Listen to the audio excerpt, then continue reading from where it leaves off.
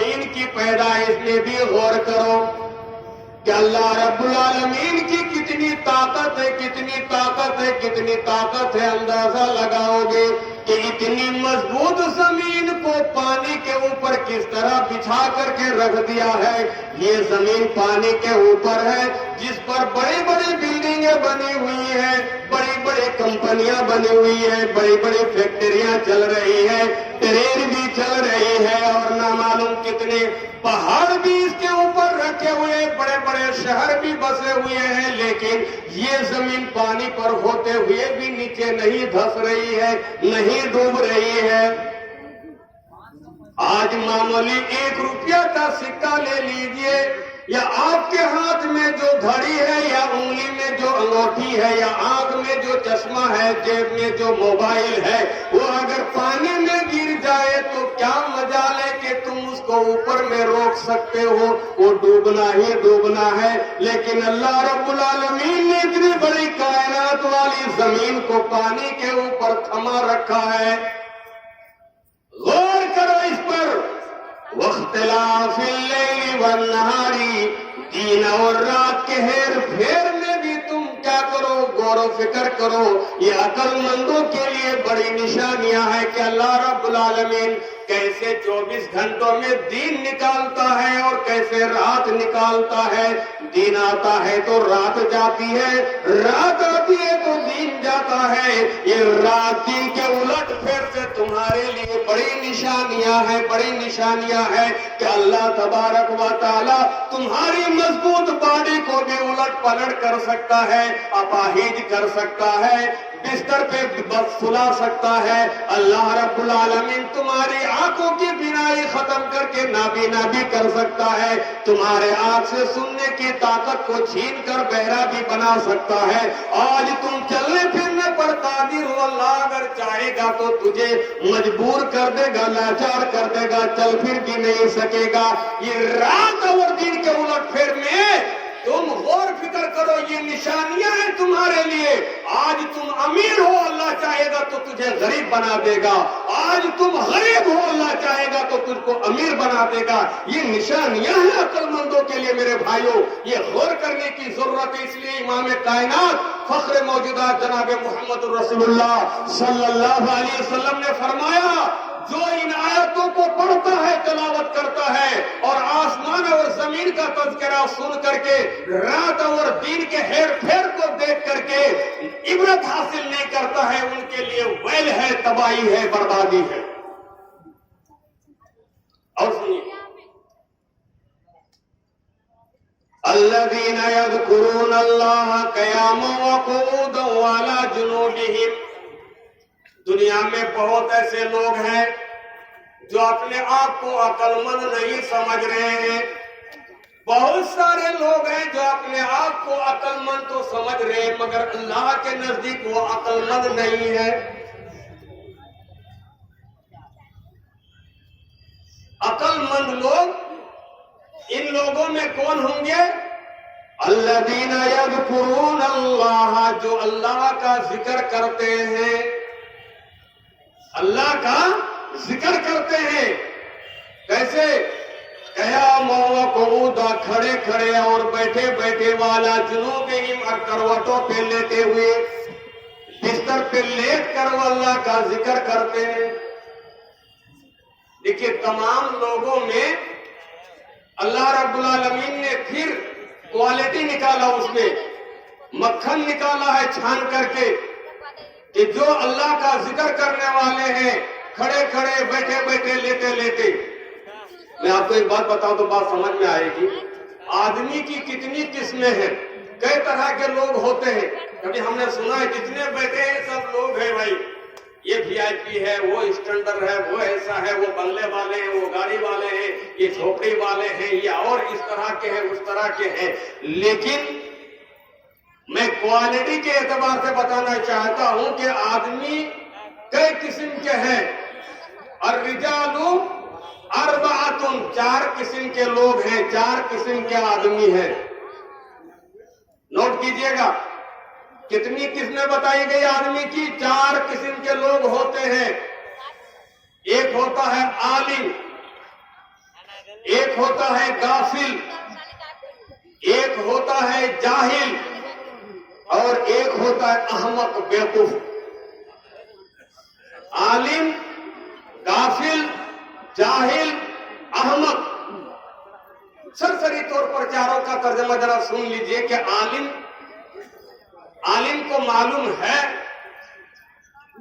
کہ میں جانتا ہوں، میں جانکار ہوں، کوئی مجھ سے مسئلہ پوچھے گا تو میں اس کا جواب دے سکتا ہوں، اس کو اطمینان ہے، وہ عالم ہے۔ غافل کون ہے؟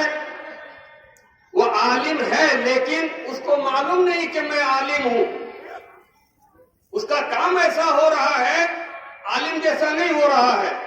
تو عالم تو ہے لیکن اس کو معلوم نہیں، وہ سمجھ نہیں پا رہا کہ میں عالم ہوں، اور نا علمی میں وہ بہت کچھ کام کیے جا رہا ہے جس کو لوگ محسوس کرتے ہیں یار یہ عالم کو ایسا کام کرنا چاہیے، وہ سمجھ نہیں پا رہا کہ میں عالم ہوں۔ اس کو کہتا ہے غافل، جانکاری ہوتے ہوئے بھی انجان کی طرح اس کا کام ہو رہا ہے، یہ ہو گیا غافل۔ اور جاہل وہ ہے جس کو معلوم ہے کہ میں جانکار نہیں ہوں، میں پڑھا لکھا نہیں ہوں، مجھے نہ لکھنا آتا ہے نہ پڑھنا آتا ہے، وہ ہے جاہل۔ اور بیوقوف وہ ہے جو سمجھتا ہی نہیں ہے کہ میں پڑھا لکھا ہوں کہ نہیں ہوں، ان کو کچھ بھی پتا نہیں ہے۔ آج معاشرہ، سماج، سوسائٹی میں آپ ان چیزوں کو دیکھیے اور اپنے اوپر آپ غور کیجئے کہ میں ان میں سے کیا ہوں؟ میں بیوقوف لگ رہا ہوں، میں غافل لگ رہا ہوں، میں جاہل لگ رہا ہوں، میں عالم لگ رہا ہوں۔ یہ ہم ہی جیسے لوگوں کو کہا جا رہا ہے کہ 4 قسم کے لوگ ہیں، ان میں سے میں یہ نہیں بتانا چاہوں گا کہ آپ ان میں سے کیا ہیں، آپ خود غور کیجئے کہ میں ان میں سے کس قسم میں اپنے آپ کو شمار کرنا چاہتا ہوں، خود غور کروں۔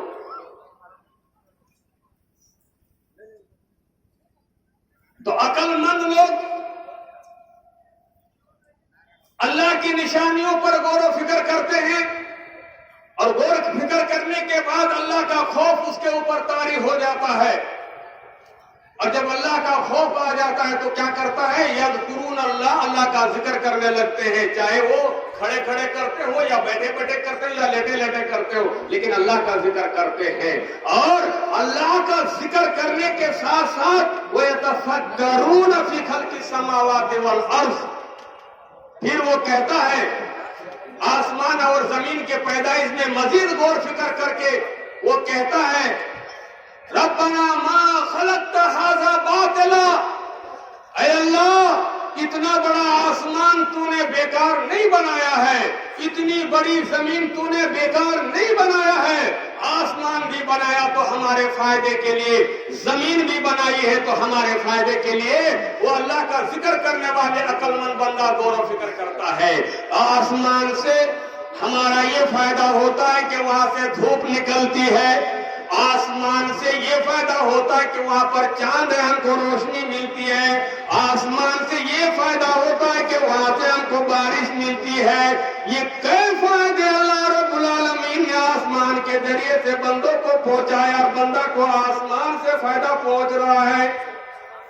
اس زمین کو تو نے بیکار نہیں بنایا اللہ، اسی زمین سے ہم گیہوں کی پیداوار کر لیتے ہیں، دھان کی پیداوار کر لیتے ہیں، جو کی کر لیتے ہیں، مکئی کی کر لیتے ہیں، باجرہ کی کر لیتے ہیں، گاجر کی کر لیتے ہیں، مولی کی کر لیتے ہیں، مٹر کی کر لیتے ہیں، چنے کی کر لیتے ہیں، ساگ سبزیاں، پھل فروٹ، جتنی بھی چیزیں ہیں اسی زمین سے ہم سب حاصل کرتے ہیں۔ اللہ اس زمین کو بھی تو نے بیکار نہیں بنایا، ربنا اے ہمارے پروردگار، ما خلقت ھذا باطلا، اس آسمان کو بھی تو نے بیکار نہیں بنایا اور زمین کو بھی بیکار نہیں بنایا ہے۔ سبحانک، اللہ تیری ذات ہر عیب سے پاک ہے۔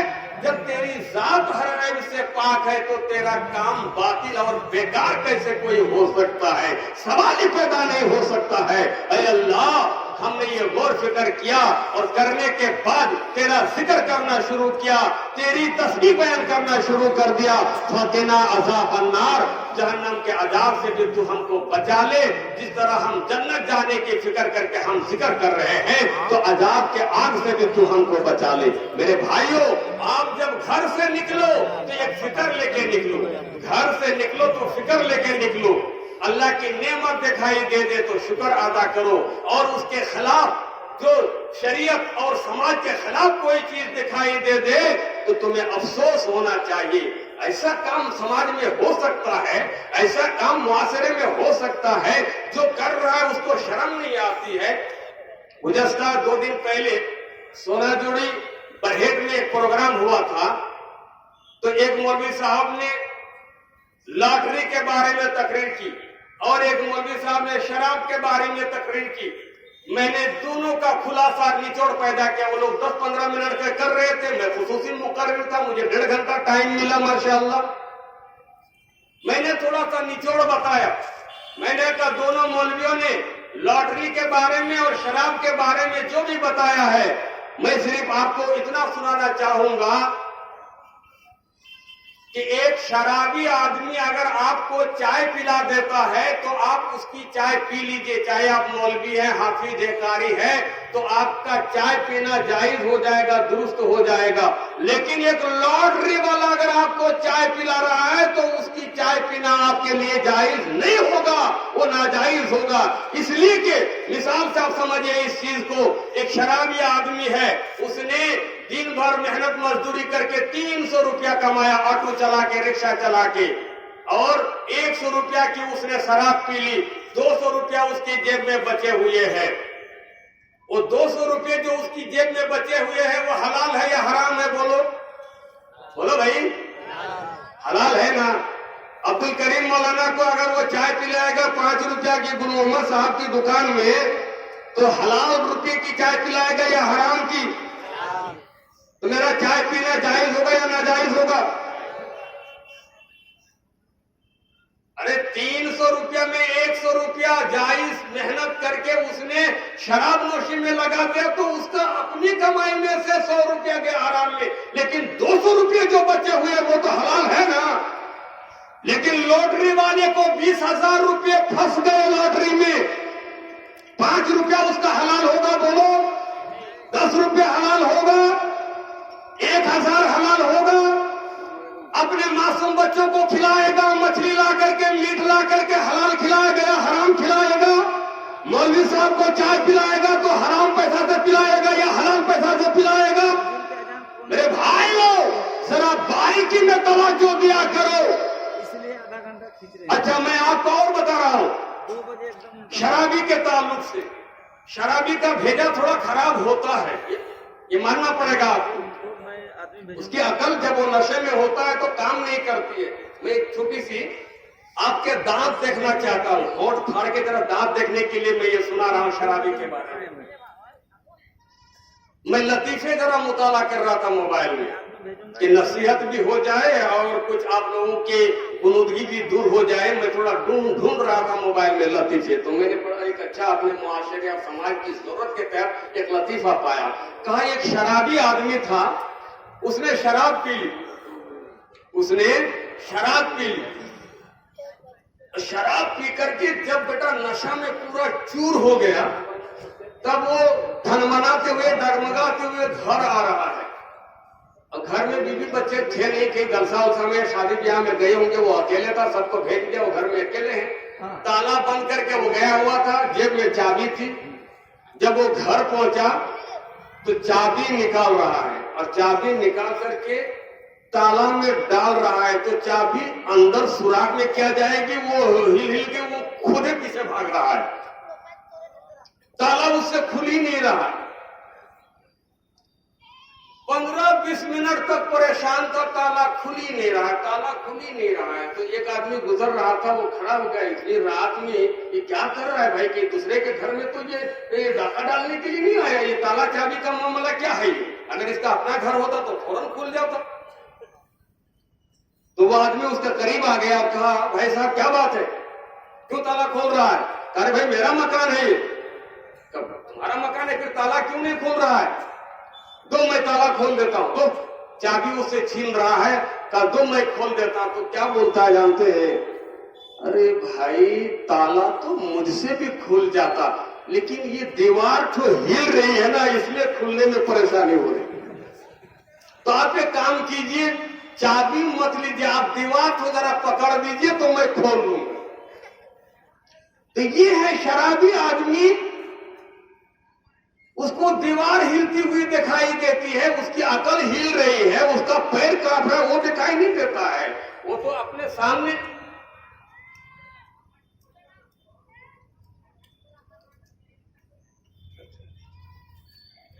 تو ٹھیک ہے.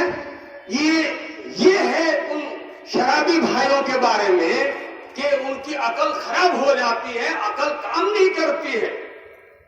اور یہی وجہ ہے کہ اس موڈ میں اب اندازہ لگائیے، جب اس سے تالا نہیں کھل رہا ہے، اس ماتال اور شرابی آدمی کو اگر چاقو اور سیب دے دیا جائے کاٹنے کے لیے، تو سیب کاٹے گا یا ہاتھ کاٹے گا؟ اس لیے میرے بھائیوں، ذرا آپ زمین میں سیر کر رہے ہو تو آپ غور فکر کرو.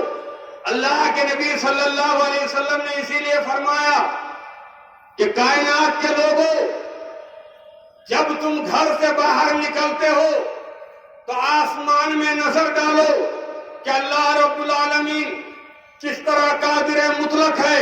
اتنا بڑا آسمان کو جب بغیر ستون کھوٹے کھمبا کے کھڑا رکھ سکتا ہے، کیا وہ اللہ ہم کو مرنے کے بعد زندہ نہیں کر سکتا ہے؟ کیا اللہ رب العالمین ہمارے پل پل کا حساب نہیں لے سکتا ہے؟ ان تمام چیزوں پر ہم کو آپ کو غور کرنے کی ضرورت ہے. ابھی ہمارے استاد محترم الفیلی صاحب بہت سارے بڑے بڑے گناہ کے کام کے بارے میں اشارہ کر رہے تھے، بڑے بڑے گناہ کے بارے میں، لیکن انہوں نے ایک دو کا ہی نام گنایا کہ شرک ہے اور جادو ہے. لیکن میں آپ کو بتانا چاہوں گا کہ اللہ کے نبی جناب محمد الرسول اللہ صلی اللہ علیہ وسلم نے اچھے اور برے لوگوں کی پہچان ایسے بتا دی ہے، جو آج ہمارے معاشرہ، سماج، سوسائٹی میں یہ باتیں عام طور پر پائی جاتی ہے. اسماء بنت یزید رضی اللہ تعالی عنہا سے یہ حدیث مروی ہے، انہوں نے کہا الا اخبرکم بخیارکم. اللہ کے نبی نے صحابہ جو وہاں موجود تھے ان کو خطاب کر کے کہا، اے میرے صحابیوں، کیا میں آپ لوگوں کو تم میں جو بہتر انسان ہے، بھلے لوگ ہیں، اچھے لوگ ہیں، شریف لوگ ہیں، خاندانی لوگ ہیں، ان کے بارے میں نہ خبر دے دوں، نہ بتا دوں؟ صحابہ کہہ سکتے نہیں اللہ کے رسول، بول سکتے نہیں. صحابہ کرام نے کہا قالوا بلا یا رسول اللہ، اے اللہ کے رسول، بھلے انسان کون ہے، اچھے لوگ کون ہیں، ان کے بارے میں آپ ضرور بتائیے. اللہ کے نبی صلی اللہ علیہ وسلم نے فرمایا الذین اذا رؤوا ذکر اللہ، اچھے لوگ وہ ہیں جن کو دیکھ کر اللہ یاد آ جائے، جن کو دیکھ کر وضاقت، رہن سہن، پہننا اوڑھنا، چلنا پھرنا، اٹھنا بیٹھنا، کھانا پینا، عبادت، تجارت، معاملات، لین دین، ان تمام چیزوں کو دیکھ کر کے دوسرا انسان سمجھ سکتا ہے کہ یہ انسان اچھے ہیں، اللہ یاد آ رہا ہے. لوگ کہتے کہ اگر انسان ہو تو ویسا ہونا چاہیے. ان کو دیکھ کر اللہ یاد آ جائے. ہم میں سے کتنے لوگ ہیں جن کو دیکھ کر دوسرا آدمی یہ سمجھ سکتا ہے کہ ان کو دیکھ کر کے کسی کو اللہ یاد آ جائے؟ ہے ویسے اللہ والے؟ ہم کو لگ رہا ہے ہم اچھے آدمی ہیں. الا اخبرکم بخیارکم، کیا میں تم لوگوں کو نہ بتا دوں جو تم میں بھلے لوگ ہیں؟ صحابہ نے کہا ضرور بتائیے. اللہ کے رسول نے بتا دیا جن کو دیکھ کر کے اللہ یاد آ جائے. پھر اللہ کے نبی نے فرمایا الا اخبرکم بشرارکم، تم میں جو لوگ برے ہیں ان کے بارے میں نہ بتاؤں؟ تم میں جو لوگ برے ہیں ان کے بارے میں نہ بتاؤں؟ صحابہ کیا کہتے؟ خالی اچھا اچھا بتائیے، برے لوگوں کے بارے میں مت بتائیے، ایسا ہو سکتا ہے بولو؟ کہا نہیں اللہ کے رسول، جو برے لوگ ہیں ان کے بارے میں بھی بتائیے۔ تو اللہ کے نبی صلی اللہ علیہ وسلم نے فرمایا سنو، تم میں برے لوگ وہ ہیں المشاؤون بالنمیمہ، وہ زمین میں چلتے ہیں تو چگل خوری کرنے کی نیت سے چلتے ہیں، چگلی کرنے کے لیے۔ چگلی کس کو کہتے ہیں سب کو یہ جانتے ہیں، عام بھاشا میں تفسیر میں نہیں جاؤں گا، گھڑی کا کاٹا بڑی تیزی سے بھاگ رہا ہے۔ المفسدون بین الاحبہ، چگلی کرنے کی نیت سے چلتے ہیں، اور دوسرا کیا؟ المفسدون بین الاحبہ، دو آدمی میں بڑی دوستی ہے، بڑی محبت ہے، ایک دوسرے نہیں ملنے سے محمسور نہیں جائیں گے، ایک دوسرے نہیں ملنے سے ہرن پور نہیں جائیں گے، ایک دوسرے نہیں ہونے سے ناشتہ نہیں کریں گے، ایک دوسرے نہیں کرنے سے چائے پینے نہیں جائیں گے۔ تو اس طرح سے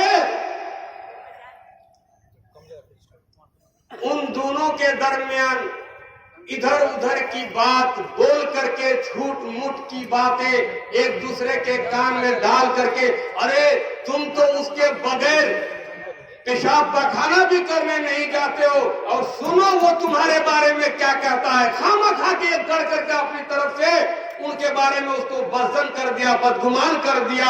پتا چلا کہ کل اس کی بات میں آ کر کے وہ بندہ کیا کرتا ہے، اس کو دیکھ کر کے منہ پھیر رہا ہے، وہ سمجھ نہیں پا رہا بھائی بات کیا ہو گئی، مجھ سے کیا غلطی ہو گئی، وہ کیوں مجھ سے بھاگے پھر رہا ہے۔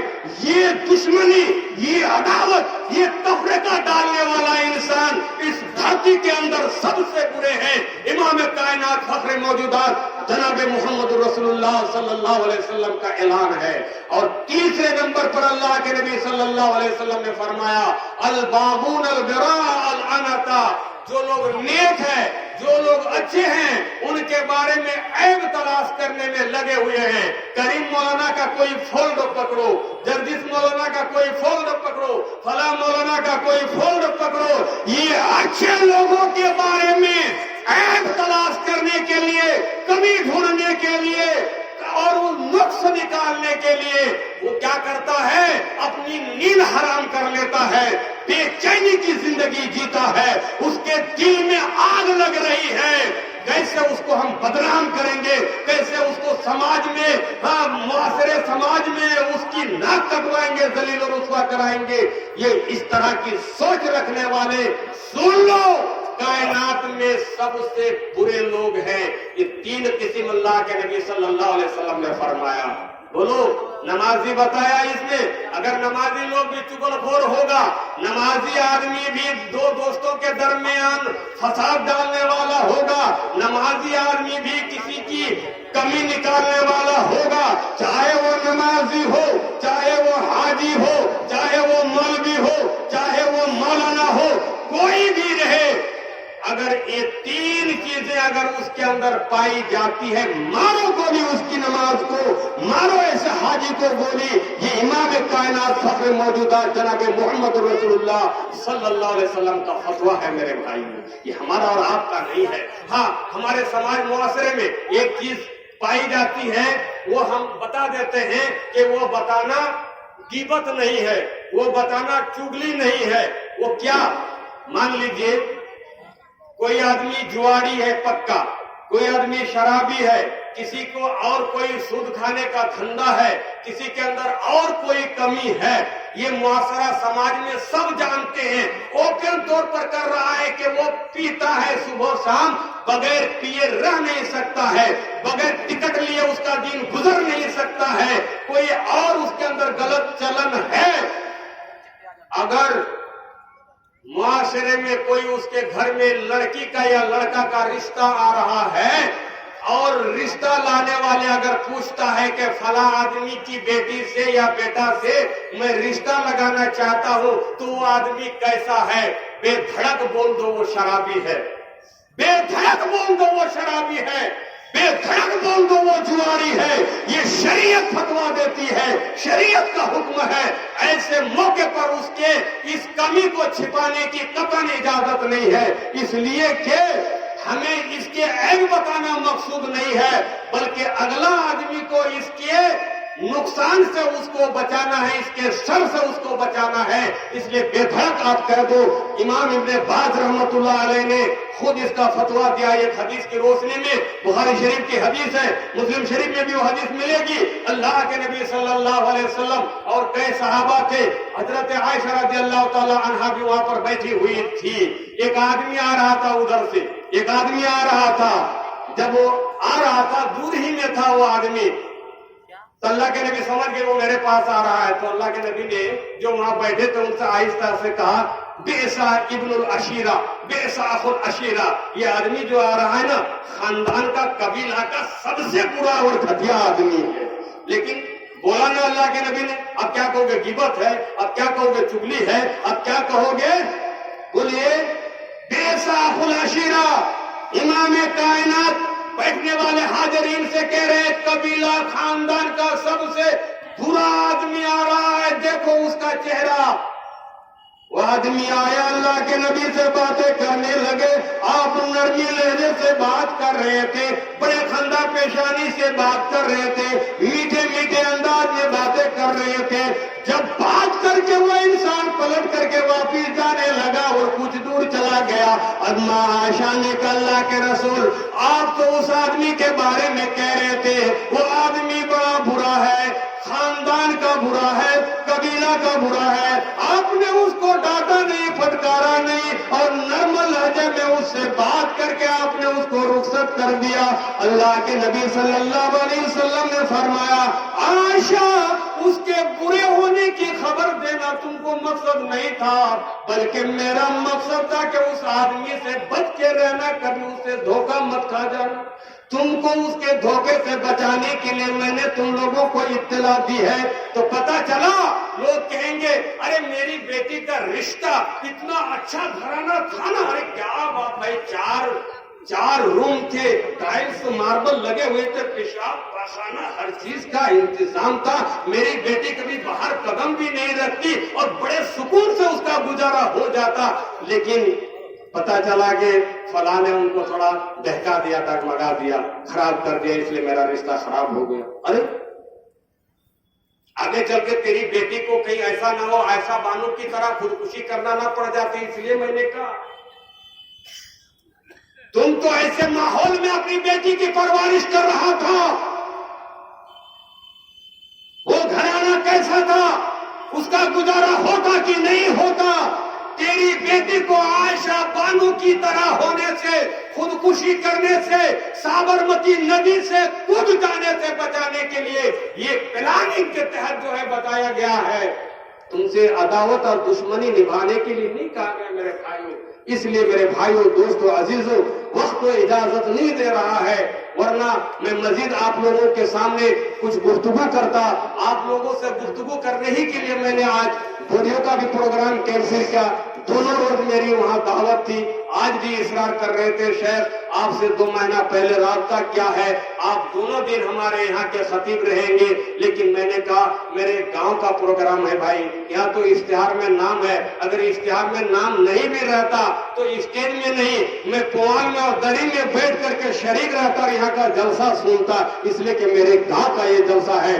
معاف کیجئے گا، بہت سارے مقررین آپ کے اشتہار میں ہیں، آپ ان سے لے کے آج کا جلسہ مینج کر لیجئے، انشاءاللہ صحیح سلامت رہا تو آئندہ کل آپ کے اسٹیج میں ضرور جلوہ افروز ہوں گا اور آپ سے میں مخاطب ہوں گا۔ تو انہوں نے ہماری درخواست قبول کر لی اور پھر میں آپ کے درمیان حاضر ہو کر کے یہ چند باتیں آپ کے سامنے رکھی۔ اللہ رب العالمین سے دعا ہے اللہ تعالیٰ ہم سب کو ان باتوں سے خوب استفادہ۔ ماشاءاللہ، جزاک اللہ، بارک اللہ، تقبل یا رب العالمین۔